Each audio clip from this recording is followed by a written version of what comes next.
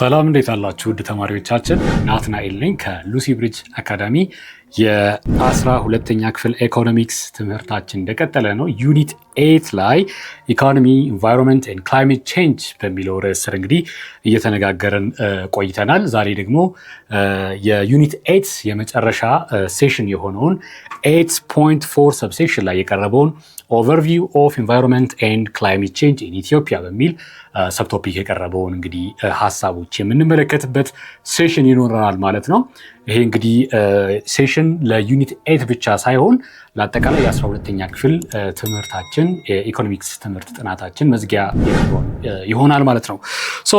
እንደ ሁልጊዜ ወደ ሴሽናችን ከመግባቴ በፊት እንደማስታውሳችሁ lucybridgeacademy.com የተሰኘውን ሳይታችንን እንድትጎበኙና ብዙ እንድታተርፉበት አመለክታችኋለሁ።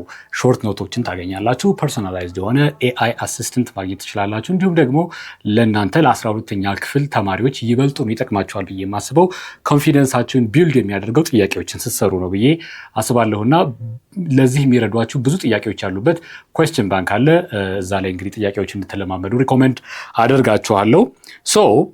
እንግዲህ ላስት ሴሽን ላይ የምናየው ምንድነው በኢትዮጵያ ኮንቴክስት ስለ ክላይሜት ቼንጅ ላይ ያሉ አድቮኬሲዎችን እንዴት ኮምባት ማድረግ ይቻላል፣ ፖሊሲ ሜጀሮች ምን አይነት ይመስላሉ፣ ዘናፓ ዘናማ የምናይበት ይሆናል ማለት ነው። ኢትዮጵያስ ኢንቫይሮንሜንታል ኤንድ ክላይሜቲክ ኮንቴክስት በሚል እንግዲህ የቀረበውን ሀሳብ እናያለን። Ethiopia is an East African country with high geographical and topographical diversity. ቶፖግራፊካል እና ጂኦግራፊካል ዳይቨርሲቲ ያላት ናት። እንግዲህ ኢትዮጵያ ሀገራችን በጣም የታደለች ነች። በአፋር እንግዲህ ዳንከል በስምጥ ሸለቆ ዝቅተኛው ሲሌቭል ቢሎ ሲሌቭል ያለው ቦታ አለ። አባብ ሲሌቭል ደግሞ ከፍተኛው ቦታ ራስ ደጀን ራስ ዳሽን አለ። በጣም ኮምቢኔሽኑ የሚገርም ጂኦግራፊካል ውቅር ያላት ነች፣ ስትራክቸር ያላት ሀገር ነች ማለት ነው። እንዲሁም ደግሞ ቶፖግራፊካሊም ዳይቨርሲፋይድ የሆነች ሀገር ነች ማለት ነው። it is considered one of the most vulnerable climate ካንትሪስ ቱ ክላይሜት ቼንጅ። ስለዚህ ይሄ የሆነ ዘንዳ ደግሞ በጣም ብዙ ዳይቨርሲፋይድ የሆነ ጂኦግራፊካል አቀማመጥ አለን። we are the most vulnerable ማለት ነው። ለክላይሜት ቼንጅ ጋር ተያይዞ ለሚመጡ አደጋዎች we are most vulnerable ማለት ነው። ስለዚህ ይሄ የክላይሜት ቼንጅ ጉዳይ ለኢትዮጵያ ግንባር ቀደም ኢሹ ይሆናል ማለት ነው። ኮንሰርኒንግ ነው። ለምን ከተባለ we face the drought, famines and food aid dependency on rain-fed agriculture። ይሄ ሁሉ የሆነበት እንግዲህ ከክላይሜት ቼንጅ ጋር ተያይዞ የሚመጡ chain of consequences ናቸው ማለት ነው። over the last 100 years the country has faced a recurrent drought, recurrent famine and food aid dependency። ስለዚህ ኮንሰርናችን ነው ማለት ነው። የክላይሜት ቼንጅ ጉዳይ ለኢትዮጵያውያን ኮንሰርናችን ነው። what are the major environmental challenges in Ethiopia? The first challenge is soil erosion. Soil erosion እንግዲህ የአፈር መሸርሸር እና land degradation ዲግሬድ እያደረገ ይሄዳል። የአፈር ለምነት ፈርቲሊቲ ስትራክቸሩን እያጣ ይሄዳል። land degradation among Ethiopia's most serious environmental problems. environmental serious የሚባሉ environmental ፕሮብሌሞች መካከል አንደኛው ምንድነው? soil erosion እና land degradation. These issues are driven by cultivation of marginal lands። እንግዲህ ማርጂናል ላንድን ከልቲቬት ከማድረግ አንጻር እንግዲህ ሰዎች እየበዙ በመጡ ቁጥር ላንድ ፍራግመንቴሽን ይኖራል። ላንድ ፍራግመንቴሽን ደግሞ ያንን መሬት ማርጂናል እያደረገ ይላል። ማርጂናል ላንድ ኦቨር ከልቲቬተር ሲሆን ደግሞ የሚመጣው ምንድን ነው? ያው ዲግሬድ የማድረግ ነገር ይኖራል ማለት ነው። land degradation and soil erosion ይኖራል። these issues are stemmed from cultivation of marginal lands and overgrazing።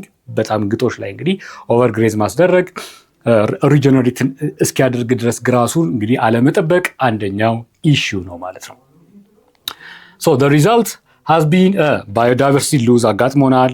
low agricultural productivity እያጋጠምን ይገኛል። ማርጂናሊ ኮንሱም ኦቨር ካልቲቬት ስናደርገው ያንን ላንድ ምን ያጋጥመዋል ማለት ነው? አግሪካልቸራል ፕሮዳክቲቪቲያችንም ዝቅ እያለ ይመጣል። ምክንያቱም ፈርቲሊቲ ሬት ወረደ ማለት ነው። ፕሮዳክቲቪቲያችን ምርታማነት፣ ምርትና ምርታማነት ይባላል። ልዩነቱን ታውቁታላችሁ። ምርታማነት ማለት ፕሮዳክቲቪቲ የሚለውን ኖሽን የሚወክል ነው። ምርታማነታችን ይወርዳል ማለት ነው። ሌላው ደግሞ የባዮዳይቨርሲቲ ሉዝ ያጋጥመናል። ዲፎረስት ስናደርግ ባዮዳይቨርሲቲ ሉዝ አለ። ሶይል ኤሮዥን ሲኖር፣ ላንድ ዲግራዴሽን ሲኖር ሰርተንሊ የባዮዳይቨርሲቲ ሪስክ ደግሞ እናስተናግዳለን ማለት ነው። ኢትዮጵያ agricultural landscape has been changed in an unsustainable way በሆነ ወይ ሲቀያየር መጥቷል ማለት ነው ዲው ቱ ላንድ ዲግራዴሽን። ሶ ላንድ ዲግራዴሽን ሃዝ ሪዲዩስድ ሶይል ፈርቲሊቲን ሪዲዩስ አድርጓል። እንዲሁም ክሮፕ ይልድንም ዊች ሚንስ ፕሮዳክቲቪቲያችንን ሪዲዩስ አድርጓል። ኢንቫይሮንመንታል ዲግራዴሽን threatens what ሎንግ ተርም ፉድ ሴኩሪቲ። ሎንግ ተርም ፉድ ሴኩሪቲያችንም it's going to be threatened by these challenges ማለት ነው። ይህ እንግዲህ ትልቅ ኮንሰርን ነው ማለት ነው። ሶ what do we have to do? እንግዲህ ቻሌንጅ ካለ ምን ማድረግ አለብን? ኦቨር ስማርት ማድረግ አለብን ያንን አይደለም። ኦቨር ስማርት አድርገን ኮምባት ማድረግ አለብን ያንን ቻሌንጅ። ስለዚህ what do we take? ፖሊሲ ሜዠርስ ሊኖሩ ይገባሉ።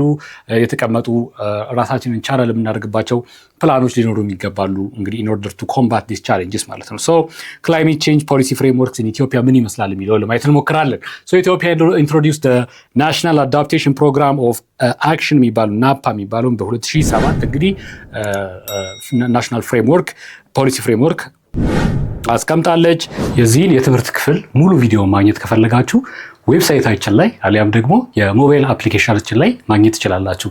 መልካም የትምህርት ጊዜ